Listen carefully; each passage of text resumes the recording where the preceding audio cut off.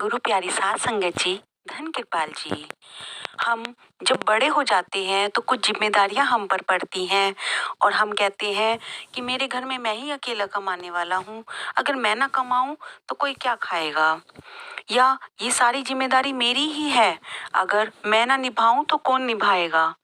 इस बारे में महाराज जी हमसे क्या कहते हैं, गुरु जी हमसे क्या कहते हैं, आइए जानते हैं इस वृतांत के साथ। एक बार एक आदमी जिस पर घर की सारी जिम्मेदारी थी, आश्रम में आया करता था, मत्था टेकता था और वापस चला जाता था। सत्संग चल रहा होता था लेकिन नहीं बैठता था। उसको दुकान पे जाना होता था, दुकान खोलनी होती थी तो वो आश्रम में आता था, मत्था टेकता था, फिर से चला जाता था। ये वृतांत नोट कर रहे थे रोज जो वहां पे सेवादार खड़े हुए थे। वो रोज ये बात देखते थे, नोटिस करते थे कि एक आदमी आता है, मत्था टेकता है, सत्संग चल भी रहा होता है तब भी सत्संग नहीं सुनता और चला जाता है। जब ये चीज वो देखते रहे तो उन्होंने एक दिन गुरु जी से कहा। एक दिन उस सेवादार ने उससे पूछा कि भाई तुम ऐसा क्यों करते हो। तो उस व्यक्ति ने कहा कि मैं अपने घर में अकेला ही कमाने वाला हूँ और अगर मैं यहाँ पर सत्संग सुनने के लिए बैठ गया तो वहां पर मेरे ग्राहक निकल जाएंगे, तो इसलिए मैं आता हूँ और मत्था टेकता हूँ और चला जाता हूँ ताकि मैं अपने घर के लिए कमाई कर सकूं। ये बात उन लोगों ने जाकर गुरु जी से कही कि गुरु जी एक व्यक्ति ऐसे ऐसे आता है, मत्था टेकता है, चला जाता है। जब हमने उससे पूछा तो उसने कहा कि मैं बहुत ज्यादा बिजी हूँ क्योंकि मेरे पास और कोई कमाने वाला नहीं है, मैं अकेला अपना घर चलाता हूँ। ये बात सुनकर पहले तो गुरुजी खूब मुस्कुराए और फिर कहने लगे ठीक है, जब वो अगली बार आए तो उसको मेरे पास लेकर आना। जब वो दोबारा से दर्शन करने के लिए आया अगले दिन तो उसको गुरुजी के सामने पेश किया गया। तो गुरुजी पूछने लगे कि बेटा क्या करते हो। कि गुरुजी मेरी दुकान है, तो मैं अकेला ही कमाने वाला हूँ, इसलिए मुझे जल्दी होती है, मेरे ग्राहक वहां पे इंतजार कर रहे होते हैं, अगर नहीं पहुंचा तो ग्राहक निकल जाएंगे, फिर मैं घर कैसे चलाऊंगा।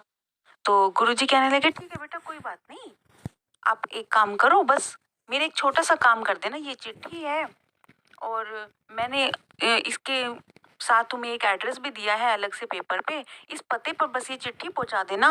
हाँ लेकिन इतना करना कि जब तक वो चिट्ठी पढ़ ना लेना जिनके यहाँ पर तुम पहुंचा रहे हो, तब तक तुम वहां से मत जाना, बस सिर्फ 5 मिनट का काम है।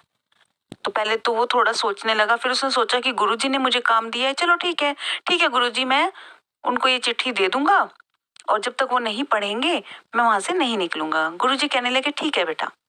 वो आशीर्वाद लेकर वहां से चला गया और जब वो जिस जगह पर उसको जाना था चिट्ठी पहुंचाई और वहां पर बैठा था, तो उन लोगों ने जब चिट्ठी पढ़ी तो उस चिट्ठी में लिखा था कि ये जो व्यक्ति आया है इसको कैद कर लिया जाए। अब उन लोगों ने उसको पकड़ लिया और अपने पास जेल में डाल दिया। वो एक पुलिस ऑफिसर के पास चिट्ठी भेजी गई थी। अब वो व्यक्ति कहने लगा मेरा कोई कसूर नहीं है, मुझे जेल में क्यों डाल दिया गया। पर वो लोग कुछ भी जवाब नहीं दे रहे थे क्योंकि वो गुरुजी को मानने वाले थे। वो समझ चुके थे कि कुछ ना कुछ गुरुजी ने लीला रचाई हुई है, कुछ करना है, इसलिए इसको यहाँ पर डलवाया है, कुछ ना कुछ बात जरूर है। अब वह व्यक्ति वहीं पर जेल में पड़ा हुआ सोच रहा है हाय मेरे बीवी बच्चों का क्या होगा, मैं अकेला कमाने वाला हूँ, मेरी दुकान नहीं खुली, मेरे ग्राहक का क्या होगा, मैं तो गुरुजी की बात मानकर चिट्ठी लेकर आया था, ये गुरुजी ने मेरे साथ क्या किया। वह बहुत सोचता रहा, सोच विचार करता रहा, पर सोचने से कुछ नहीं बनता। इधर गुरुजी ने सेवादारों को बुलाया, भाई सेवा इकट्ठी करनी है, फला फला जगह पर कुछ सामान पहुंचाना है, सेवा इकट्ठी करो। तो गुरुजी के कहने की देर थी, वहां पर तो ट्रक के ट्रक तैयार हो गए। किसी ने अनाज दिया, किसी ने दालें दी और किसी ने रुपया पैसा दिया, किसी ने कपड़े दिए। इतने ट्रक के ट्रक तैयार हो गए और उस व्यक्ति के घर पर गुरुजी ने वो ट्रक भिजवा दिए।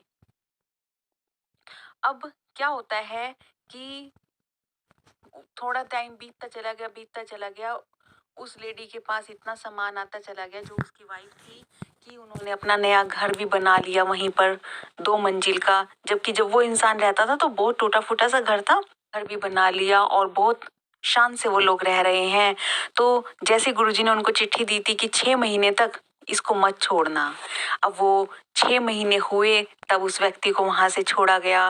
वो वहां से सोचता हुआ चल रहा है, हाय मेरे तो बीवी बच्चे मर चुके होंगे, अब तक पता नहीं उनका क्या हुआ होगा।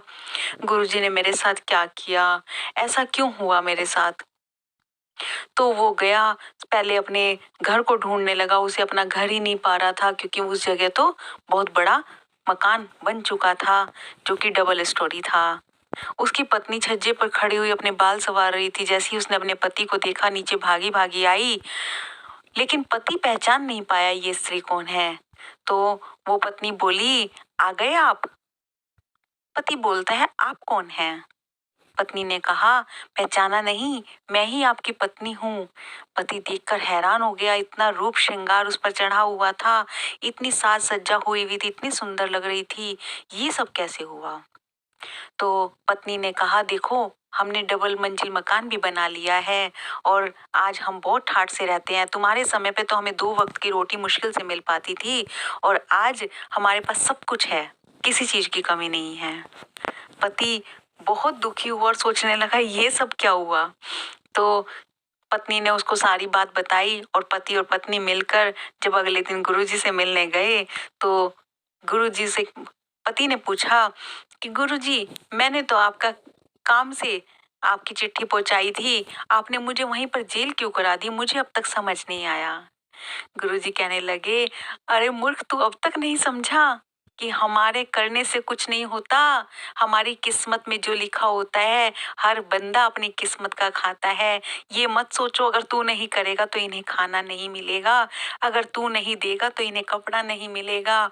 सबकी किस्मत वो परमात्मा लिए बैठा है, इसलिए अपने लिए समय जरूर निकालो, सत्संग में जाओ, भजन करो, ताकि हम अपने लिए भी कुछ कमा सकें। खाली दुनिया के लिए कमाते रहोगे तो अपनी जिंदगी का उद्धार कब करोगे। हम दुनिया के लिए कमाने के लिए नहीं आए, हम परमात्मा से मिलने के लिए इस धरती पर आए हैं। तो इस बात को समझो और सत्संग में जाओ। तब से वह व्यक्ति रोज सत्संग में जाना शुरू हो गया और उसकी कमाई दिन दुगनी रात चौगनी तरक्की हो गई। कमाई भी बढ़ने लगी, घर भी अच्छे से चलने लगा और वह व्यक्ति भी बहुत अच्छे से सुधर गया। इसीलिए कहते हैं कि हमें महाराज जी के आदेश में रहना चाहिए। महाराज जी कहते हैं, 100 काम छोड़ो सत्संग में जाओ, 1000 काम छोड़ो और भजन करो। तो हमें हमेशा महाराज जी के कहे अनुसार सत्संग में जाना चाहिए, भजन करना चाहिए। हमारे काम बिगड़ेंगे नहीं बल्कि बन जाएंगे। अगर आपको मेरी वीडियो अच्छी लगती है प्लीज लाइक कीजिए, शेयर कीजिए और मेरे चैनल को सब्सक्राइब जरूर कीजिए। Thank you.